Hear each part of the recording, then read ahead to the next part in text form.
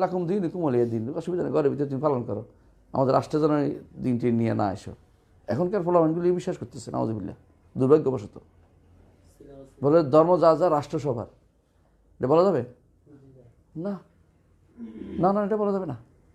ধর্ম যার যার না, যার যার ধর্ম ঠিক আছে, রাষ্ট্র ধর্ম অনুসারে হইতে হবে। কারণ কোনো ব্যক্তি রাষ্ট্রকে গণতান্ত্রিক হইতে পারে না। কেন? সব জায়গাতে আপনি গণতন্ত্র মানে ক্ষমতা আসার ক্ষেত্রে আপনি বলেন যে বেশিরভাগ মানুষ তার ক্ষমতা থাকবে, তো বেশিরভাগ মানুষের দিনটা মানেন।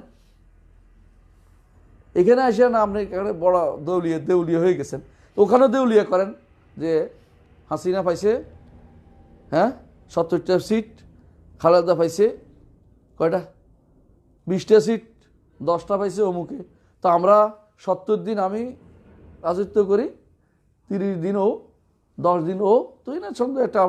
এবার না আপনার কথাটা ঠিক আছে, আপনি সবের সমান ব্যবহার করতেছেন।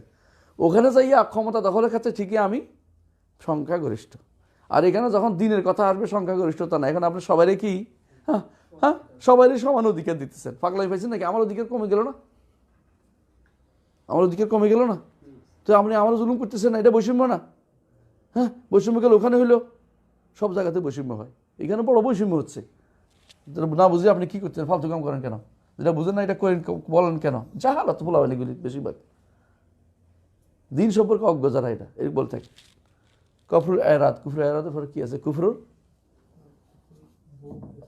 কুফরুল শাক, তোর মনে নাই কেন? কিরে কুফরুল শাক, সন্দেহ। কারণ এই সন্দেহটা এই যে শাক, বুঝে আসছে? এরপরে 7 নম্বর কুফরুজ্জন। জনে আর শখে পার্থক্য কি বলেন? শখের মধ্যে সন্দেহ আছে, কোনো সাইড নিয়ে নেই। জনের মধ্যে